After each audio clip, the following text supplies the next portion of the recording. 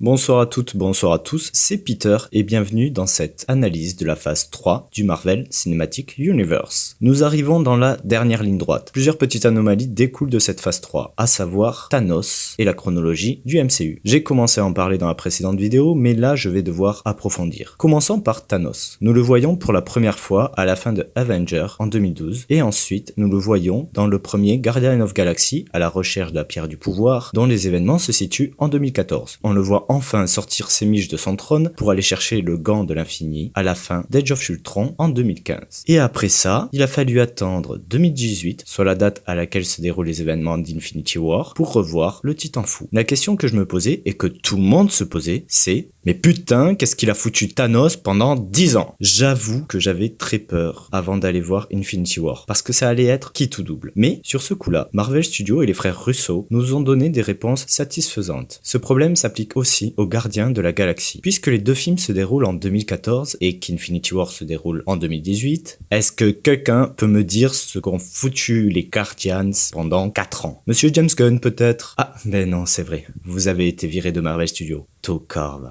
Excusez-moi, je m'égare. Non, le vrai problème de la chronologie de cette phase 3, c'est ça.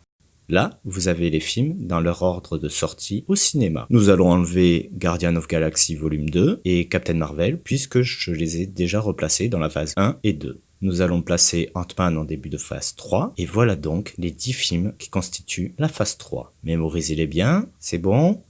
Eh bien maintenant, voilà l'ordre dans lequel il faut les regarder en respectant la chronologie des événements. Voilà, vous pouvez voir que c'est un sacré merdier. La plupart des films sont en fait des parallèles, c'est-à-dire que les événements des différents films se déroulent en parallèle des uns des autres. Il y a aussi deux autres points qui nuisent à cette phase 3, les effets d'annonce, comme d'habitude, et surtout la touche Disney. Préparez-vous pour l'assaut final, compte à rebours, générique.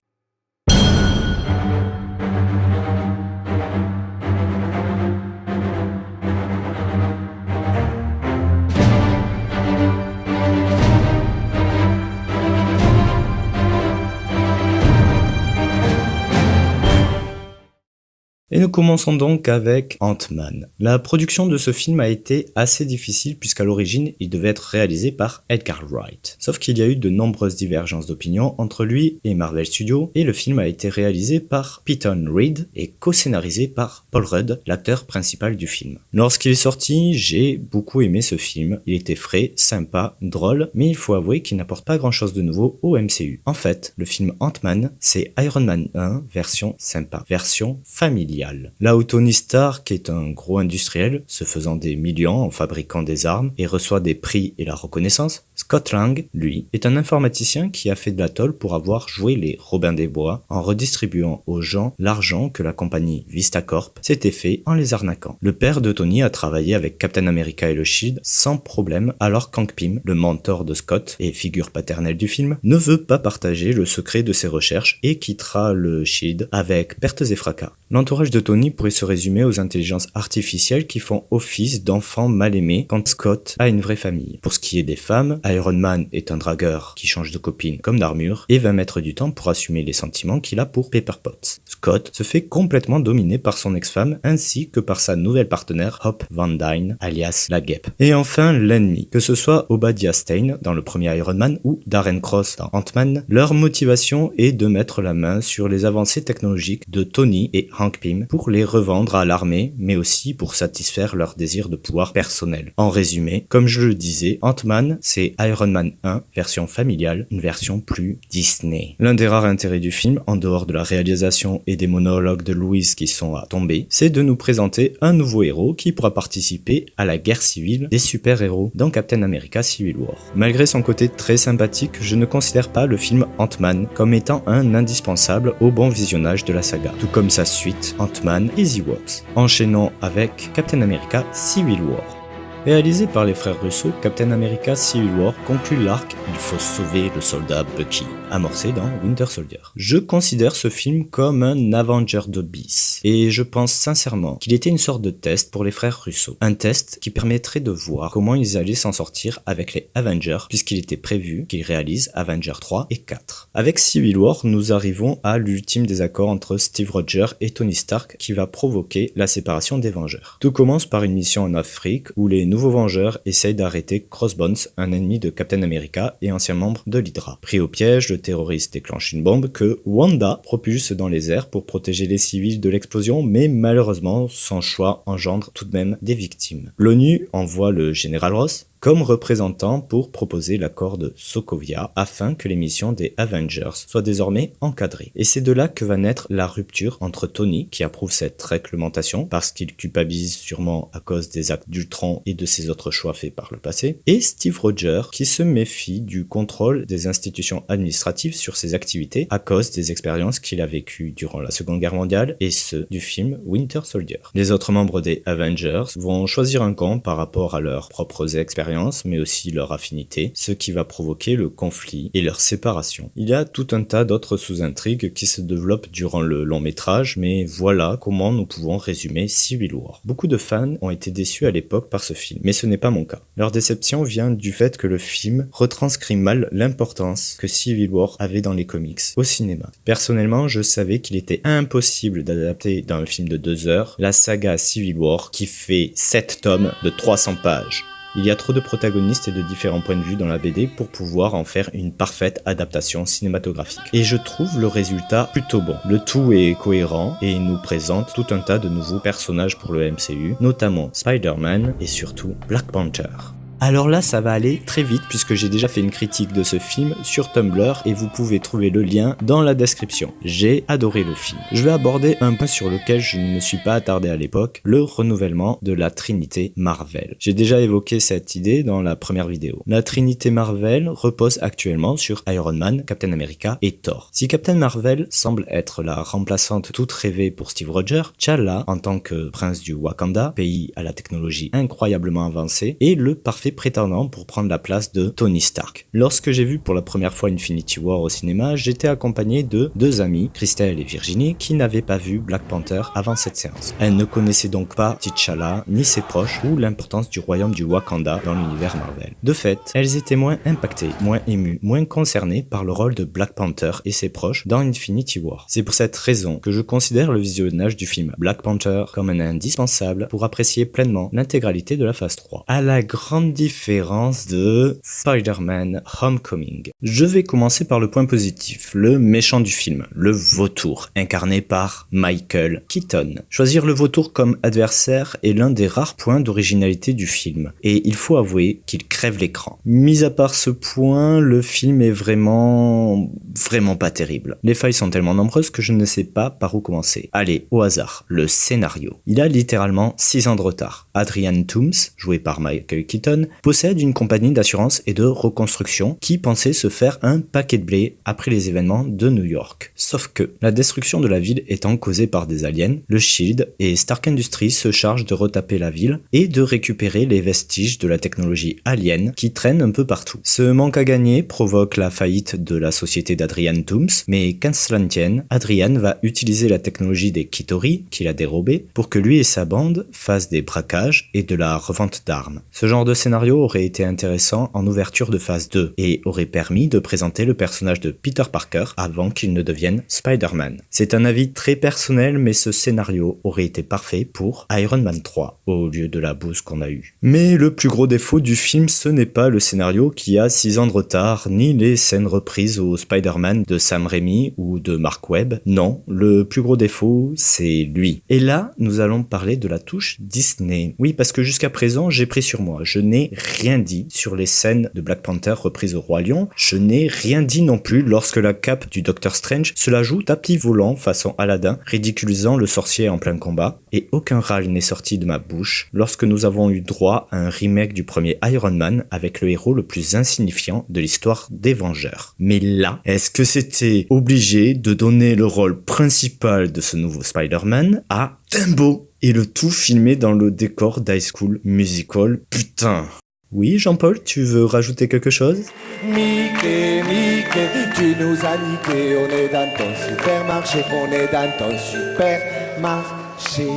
Mickey. Merci Jean-Paul. J'éprouve beaucoup de satisfaction à vous dire que Tom Holland va probablement disparaître définitivement du MCU puisque le garçon ne sait pas tenir sa langue et spoil des infos sur les films à venir sur les réseaux sociaux, obligeant Marvel Studios à lui envoyer de faux scénarios. Vous l'avez compris, je ne considère pas Spider-Man Homecoming comme un indispensable pour le visionnage de la saga du MCU, contrairement à Doctor Strange. Ironiquement, c'est le film le plus dur à situer dans la chronologie de cette phase 3, puisque l'épopée de Stephen Strange s'étale sur plusieurs mois. Pourquoi je dis ironiquement ? Parce que c'est dans ce long métrage, sublimé par l'interprétation de Benedict Cumberbatch, que l'on découvre la pierre du temps. Et oui, puisque nous nous rapprochons méchamment de la fin de ce cycle, et qu'il reste 2 pierres de l'infini à trouver avant l'arrivée de Thanos, et qu'il ne devienne un dieu vivant. Mais qui est Doctor Strange ? Eh bien à l'origine, c'est un chirurgien de renom, un peu prétentieux et légèrement imbuvable qui perd l'usage de ses mains suite à un accident de voiture. Bon, pour l'instant, on dirait un peu du Iron Man, mais il n'en est rien. Car là où Tony Stark s'appuie en permanence sur la science et la technologie pour résoudre ses problèmes, Stephen Strange va devoir faire face aux limites de la médecine pour soigner ses mains et se tournera alors vers l'étude des sciences occultes, la magie. Nous découvrons la caste des mages qui protègent le monde des menaces mystiques. Chacun d'entre eux possède un item ou un artefact qui leur permet de catalyser leur pouvoir. Et pour se battre, ils le font dans un espace hors du temps pour éviter de détruire notre monde et les passants. Ce film introduit aussi le concept de terre parallèle et de voyage dans le temps. Et il le fait bien. À l'issue de son parcours, Strange va affronter le maître de la dimension noire, une menace digne de Cthulhu, le grand Dormammu.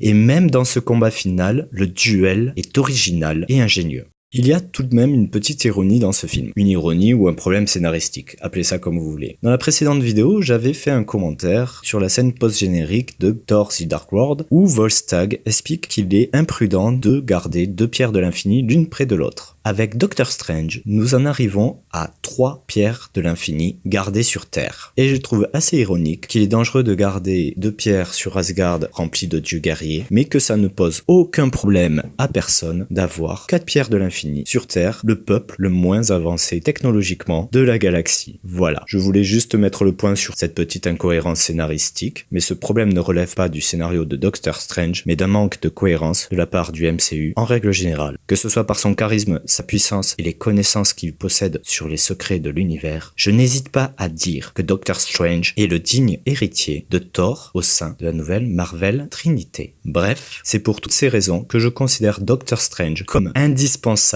dans cette saga du MCU. Et puisque nous parlons du dieu du tonnerre, enchaînons avec Thor Ragnarok. Plusieurs années après avoir quitté la Terre à la fin d'Age of Ultron, nous retrouvons Thor parti découvrir la vérité sur les pierres de l'infini. Il est prisonnier de Surtur, roi des géants de flammes et instigateur du Ragnarok, l'équivalent d'Apocalypse pour les dieux d'Asgard. Il retourne parmi les siens et apprend qu'Heimdall a quitté son poste de gardien du Bifrost et que son père Odin délaisse la gestion des 9 royaumes pour se prélasser devant des pièces de théâtre. Il ne faut pas longtemps pour que Thor comprenne que c'est Loki qui se cache derrière le visage de Odin et va embarquer son frère sur Terre pour retrouver leur père. Ah, les histoires de famille. Grâce à l'intervention du Docteur Strange, cette quête est rapidement résolue et les 2 frères retrouvent Odin.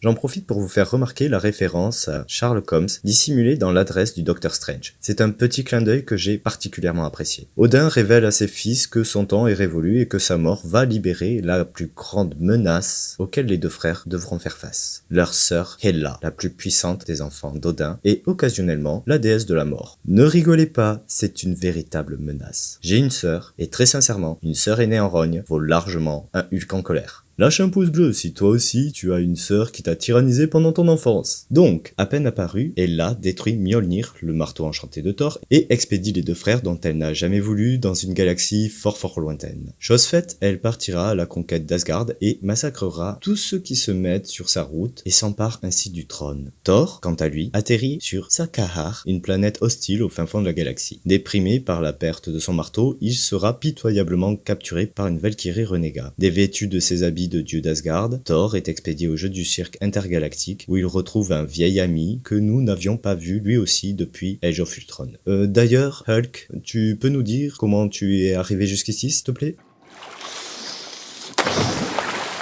Quinjet. Ok, bon ben merci quand même. Thor, rejoint par Hulk, la Valkyrie, Loki et les autres gladiateurs, finit par s'évader et retourne avec ses compagnons sur Asgard où Hela les attend avec une armée de morts-vivants, un loup géant et même Surtur finit par se joindre à cette petite fête de famille. Et je vais vous laisser le plaisir de découvrir par vous-même la bataille finale de Thor Ragnarok. Dans la scène post-générique, le vaisseau transportant les survivants d'Asgard sont attaqués par Thanos. Voilà le contexte de la scène d'ouverture d'Infinity War. Et je ne vous ferai pas le résumé de ce troisième volet des Avengers, car si j'ai tenu à faire l'analyse scénaristique de cette saga, en faisant un peu de ménage au passage, c'est pour que vous puissiez apprécier pleinement la grandeur de ce film. Que les petites victoires, tout comme les grandes pertes, vous impactent autant qu'elles m'ont impacté lors de mon premier visionnage du film. Tout ce que je peux vous dire est que tout devient cohérent à propos de Thanos. Pourquoi a-t-il attendu aussi longtemps avant de passer à l'offensive? Eh bien, il lui fallait déjà le temps de rassembler une nouvelle armée. Je vous rappelle qu'il a perdu celle d'Ekitori dans Avengers et que les Kree l'ont trahi dans Guardian of the Galaxy. Mais il avait surtout besoin de savoir où était la pierre de l'âme avant de se lancer dans la collecte des autres pierres de l'infini, marquant ainsi l'été 2018 par une saison de moisson sans précédent.